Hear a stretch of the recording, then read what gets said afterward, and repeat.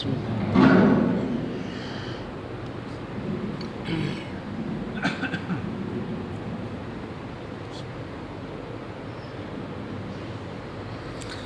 نحمده ونصلي ونسلم على رسوله الكريم اما بعد فاعوذ بالله من الشيطان الرجيم بسم الله الرحمن الرحيم ان الله وملائكته يصلون على النبي يا ايها الذين آمنوا صلوا عليه وسلموا تسليما اللهم صل على سيدنا محمد وعلى ال سيدنا محمد وبارك وسلم عليه الصلاة والسلام علیکہ یا سیدی یا رسول اللہ وعلی آلک واصحابک یا سیدی یا حبیب اللہ۔ ذات محترم، رات کو ہم نے 17ویں تراویح میں 21واں پارہ سننے کی سعادت حاصل کی۔ اس کے اہم مضامین کا خلاصہ سماعت فرما لیجیے۔ اس پارے کی پہلی آیت میں تلاوت قرآن اور اقامت صلاۃ کا حکم ہے، اور نماز کے من جملہ فوائد میں سے یہ بھی ہے کہ یہ بے حیائی اور برائی سے روکتی ہے۔ اس معیار پر ہر مسلمان کو اپنی نماز کے اوپر غور کرنا چاہیے کہ نماز اصل وہ ہے جو انسان کو برے کاموں سے منع کرے۔ آیت نمبر 40 میں اہل کتاب سے بحث و مباحثہ اور مجادلہ کے آداب اور اسلوب تبلیغ کے شائستہ پسندیدہ ہونے کا بیان ہے۔ رسول پاک علیہ الصلوۃ والسلام کی صفات میں سے ایک یہ ہے کہ آپ نبی امی تھے، یعنی حضور نے رسمی طور پہ کسی انسان سے لکھنا پڑھنا نہیں سیکھا، بلکہ اللہ نے اپنے حبیب کو علوم سکھا دیے، اور اس میں بڑی حکمت یہ پوشیدہ تھی۔ آپ نزول قرآن سے پہلے کوئی کتاب نہیں پڑھتے تھے، نہ ہی اس سے پہلے اپنے دائیں ہاتھ سے لکھتے تھے، ورنہ باطل پرست شک میں مبتلا ہو جاتے۔ یعنی کوئی منکر یہ کہہ سکتا تھا کہ حضور کے ہاتھ میں کتابوں کا کوئی ذخیرہ حضور کے ہاتھ میں آ گیا ہے جسے پڑھ پڑھ کے آپ سناتے ہیں۔ آیت نمبر 50 سے کفار کے معجزے کی فرمائش کے جواب میں فرمایا کہ قرآن سے بڑا معجزہ کون سا ہوگا، یعنی قرآن پاک سب سے بڑا معجزہ ہے۔ آیت نمبر 56 میں مومن بندوں کو فرمایا جا رہا ہے کہ جس سرزمین پر اللہ کریم کی منشا کے مطابق زندگی گزارنا مشکل ہو جائے، وہ اس کو چھوڑ کے وہاں سے ہجرت کر لینی چاہیے۔ آیت نمبر 59 میں فرمایا کتنے ہی جانور ہیں جو اپنا رزق اٹھائے ہوئے نہیں جاتے، ان کو اللہ تعالیٰ رزق دیتا ہے اور تمہیں بھی وہی رزق دینے والا ہے۔ یعنی انسان کتنی ہی منصوبہ بندی کیوں نہ کرے، اسباب کا اختیار کرنا تو بجا ہے، لیکن راز کے حقیقی اللہ تعالیٰ کی ذات ہے۔ آیت نمبر 62 میں فرمایا رزق کی کشادگی کو کوئی اپنے لیے معیار فضیلت نہ سمجھے، اللہ تعالیٰ اپنی حکمت سے یہ فیصلہ کرتا ہے کہ کس کو کتنا رزق دینا ہے۔ آیت نمبر 64 میں دنیاوی زندگی کے کھیل کود اور تماشا ہونے اور آخرت کی زندگی ہی اصل زندگی ہونے کا بیان ہے۔ اس کے بعد مشرکین کے سمندری طوفان میں گھرنے کے بعد خالص اللہ تعالیٰ کو پکارنے اور نجات پا کر خشکی پر جانے کے بعد شرک کا بیان ہے۔ اس کے بعد مکہ والوں کو نعمت امن کی یاد دلا کر ناشکری سے بچنے کی تاکید فرمائی گئی، اور آخری آیت میں فرمایا جو لوگ ہماری راہ میں کوشش کرتے ہیں اور مشقت اٹھاتے ہیں ہم ضرور انہیں اپنی راہیں دکھاتے ہیں۔ سورۃ روم ہم نے سنی۔ اس صورت میں روم کی شکست کے بعد بطور پیشین گوئی ان کی فتح کا ذکر ہے، اس لیے سورت کا نام الروم رکھا گیا۔ اس صورت میں توحید، رسالت، بعث بعد الموت یعنی مرنے کے بعد دوبارہ اٹھنا، قیامت، جزا و سزا کا بیان ہے۔ قرآن کی حقانیت کی ایک دلیل یہ ہے کہ قرآن میں مستقبل کی جو خبریں دی گئیں وہ درست ثابت ہوئی ہیں۔ آیت نمبر 9 سے بتایا لوگوں کو اپنی مادی قوت و طاقت پر اترا کر لوگ اللہ کی قدرت کو بھول نہ جائیں۔ ماضی میں کتنی قومیں ایسی آئیں جو مادی قوت کی حامل تھیں، لیکن آج ان کے کھنڈرات ان کی مادی قوت کی ناپائیداری کا منہ بولتا ثبوت ہے۔ آیت نمبر 17 میں نماز کے اوقات خمسہ کی طرف اشارہ فرمایا گیا۔ پس شام کے وقت اللہ کی تسبیح کرو جب تم صبح کو اٹھو، اور اسی کے لیے تمام تعریفیں ہیں آسمانوں اور زمینوں میں، اور پچھلے پہر اور دوپہر کو۔ صبح اور شام میں مغرب، عشاء، فجر کی نمازیں آتی ہیں، پچھلے پہر میں عصر کی نماز اور دوپہر میں ظہر کی نماز۔ تو آیت نمبر 17 میں اللہ نے پانچوں نمازوں کا ذکر فرما دیا۔ آیت نمبر 21 سے بتایا اللہ تعالیٰ کی قدرت کی نشانیوں میں سے یہ ہے کہ اس نے انسان کو مٹی سے پیدا فرمایا، اسی کی جنس سے جوڑے بنائے تاکہ ان سے سکون حاصل کریں، اور زوجین یعنی میاں بیوی کے درمیان اللہ نے محبت اور ہمدردی کا رشتہ قائم فرما دیا۔ اور اس کی قدرت کی نشانیوں میں سے زمین و آسمان کی تخلیق اور انسانیوں کی بولیوں اور رنگوں کا اختلاف ہے۔ نیند کے لیے رات، تلاش معاش کے لیے اللہ کریم نے دن کو بنایا۔ آیت نمبر 27 میں حیات بعد الموت کے منکرین سے فرمایا کہ وہی ہے جو تخلیق کی ابتدا کرتا ہے اور دوبارہ اللہ ہی زندہ فرمائے گا، یہ اس کے لیے آسان ہے۔ آیت نمبر 28 میں مشرکین سے فرمایا کیا تمہارے خدا تمہارے مال میں برابر کے شریک ہیں؟ اگر نہیں تو پھر تم اللہ کے ساتھ بے جان پتھروں کو خدا کا شریک کیوں بناتے ہو؟ آیت نمبر 33 میں انسان کی فطری خود غرضی کو بیان کیا کہ تکلیف کے وقت انسان اللہ کو پکارتا ہے اور راحت کے وقت اللہ کو بھول جاتا ہے بلکہ شرک کرنے لگتا ہے، اور یہ بھی بتایا کہ انسان اللہ کی رحمت سے نا امید ہو جاتا ہے۔ آیت نمبر 38 میں قرابت داروں، مسکینوں اور مسافروں کو ان کا حق دینے کا بیان ہے۔ سود سے بظاہر مال بڑھتا ہے اور زکوٰۃ سے مال کم ہوتا ہے، لیکن آیت نمبر 39 میں اللہ کریم نے فرمایا کہ اللہ کے نزدیک زکوٰۃ دینے سے مال بڑھتا ہے اور سود سے مال گھٹتا ہے۔ اس کے بعد اللہ تعالیٰ کے خالقوں نے، رازقوں نے مارنے اور زندہ کرنے کی صفات کو ذکر کر کے شرک کا بطلان کیا جا رہا ہے۔ آیت نمبر 41 میں فرمایا بحر و بر میں فساد لوگوں کے اپنی کرتوتوں کے سبب ہے، اور لوگوں کو ایک دوسرے سے بھڑا دینا بھی ایک صورت عذاب ہے۔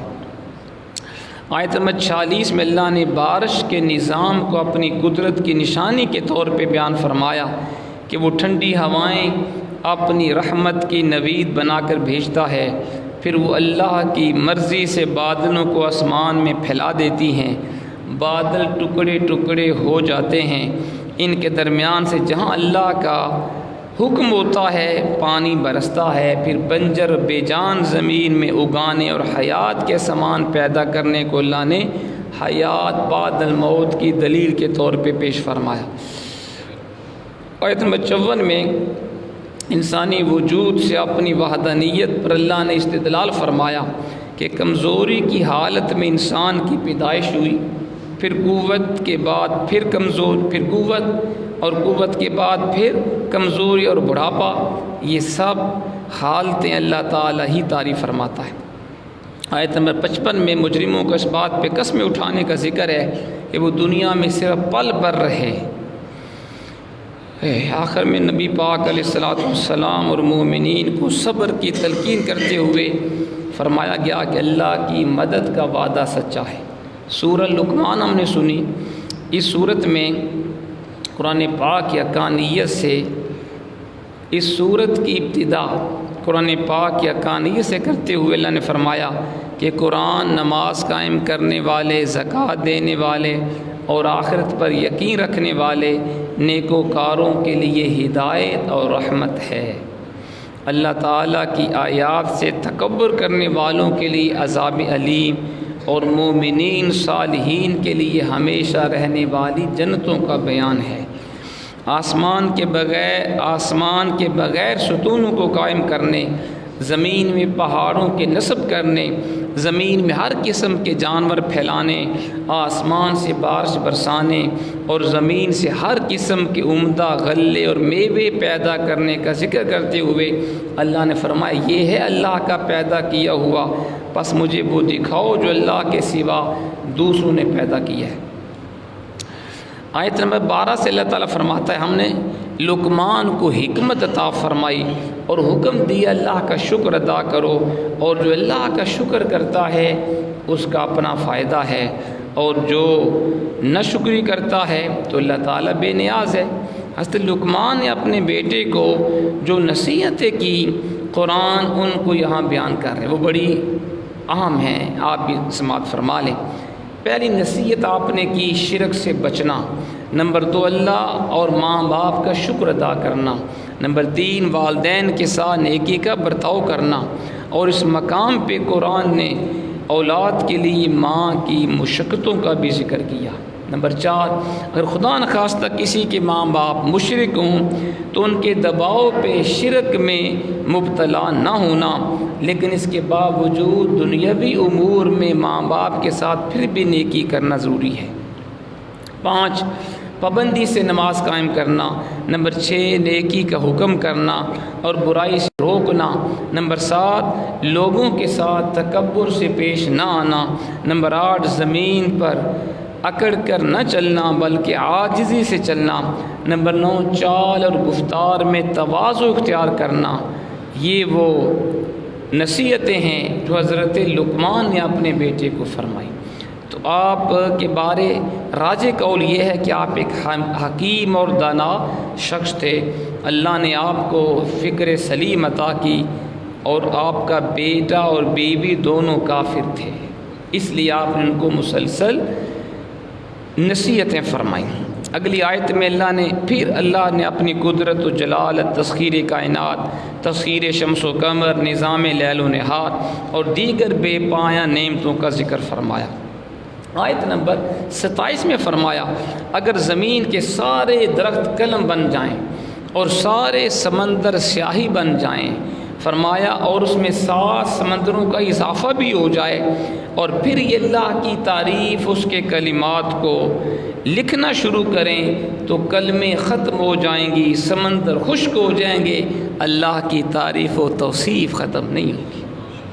اور آخری آیت میں اللہ کریم نے 5 غائبی چیزوں کا ذکر کیا، یعنی قیامت کب قائم ہوگی، بارش کب برسے گی، ماں کے رحم میں کیا ہے، کوئی شخص کیا کام کرے گا، اور کس کی موت کہاں واقع ہوگی۔ یہ 5 چیزیں امور غیبیہ سے ہیں، ٹھیک ہے، لیکن اللہ کریم نے انسان کو بھی ان کے بارے میں بتایا ہوا ہے، لہٰذا یہ اس آیت کے منافی نہیں ہے۔ اسی طرح رب کریم اپنے انبیاء میں سے جن کو چاہتا ہے علم غیب کے بارے مطلع فرما دیتا ہے۔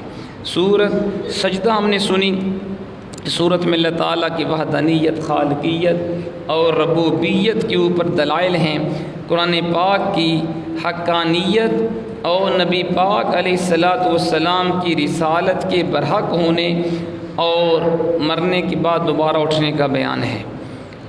اس صورت آیت نمبر 7 میں انسان کی مٹی سے پیدائش اور نسل انسانی کے لیے جوہر حیات اور اس میں روح پھونکا جانا، کان، آنکھ، دل جیسی نعمتوں کا ذکر فرمایا۔ آیت نمبر 10 سے منکرین حیات بعد الموت کے اعتراض، قیامت کے دن عذاب کو ملاحظہ کرنے کے بعد ان کی پشیمانی اور دنیا میں واپس جا کر نیک عمل کی خواہش اور ان کے دخول جہنم کا بیان ہے۔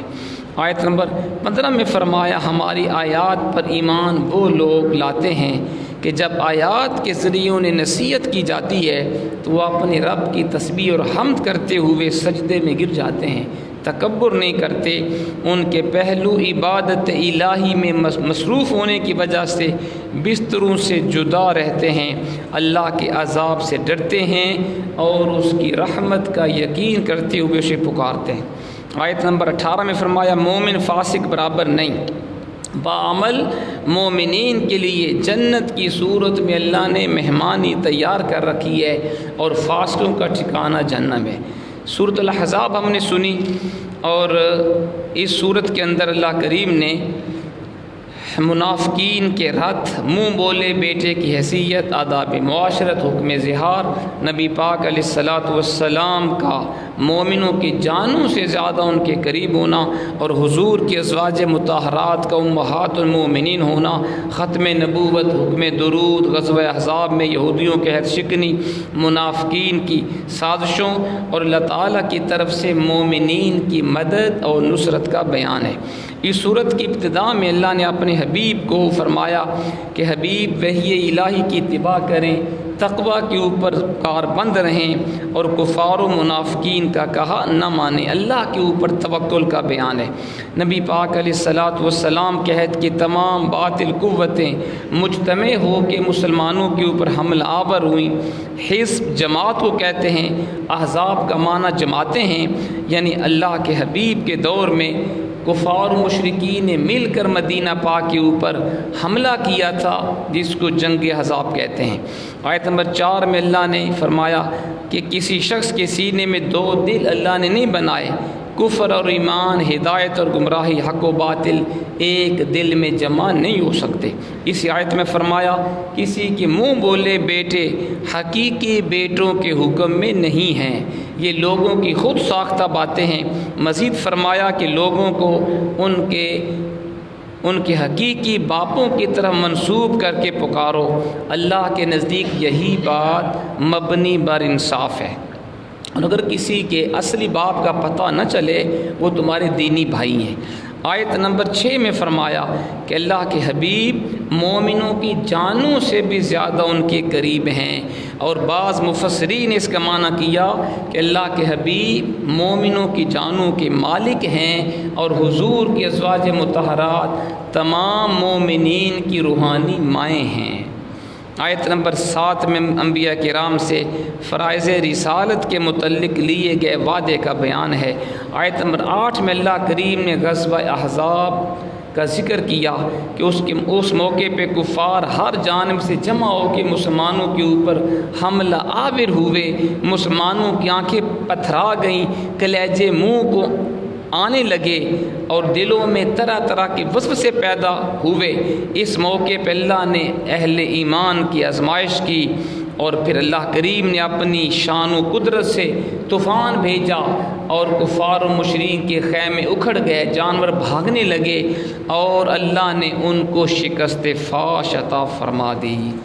آیت نمبر 21 میں اللہ نے فرمایا کہ ہر شخص کے لیے میرے پیارے حبیب کی حیات طیبہ میں بہترین نمونہ ہے۔ اور آخری آیت اس پارے کی 21ویں پارے کی آخری آیت 28 میں اللہ کریم نے اپنے پیارے حبیب کی ازواج مطہرات کا ذکر فرمایا۔ اے میرے حبیب اپنے ازواج مطہرات سے فرماؤ اگر تمہیں دنیا کی زندگی چاہیے تو پھر آؤ، میں تمہیں اچھے طریقے سے رخصت کرتا ہوں، پھر تم میرے گھر میں رہنے کے قابل نہیں اگر تمہیں صرف دنیا چاہیے، اور اگر تمہیں اللہ اس کے رسول کی رضا چاہیے تو پھر تمہیں میرے گھر میں رہنا مبارک ہو۔ اور حضور کی کسی زوجہ نے بھی دنیا کی زندگی کو پسند کرتے ہوئے حضور کا دامن نہیں چھوڑا۔ سب نے کہا حضور ہمیں غربت پسند ہے، ہمیں فاقے پسند ہیں، لیکن آپ کی ذات سے دور ہونا پسند نہیں ہے۔ اللہ ہمیں عمل کی توفیق عطا فرمائے۔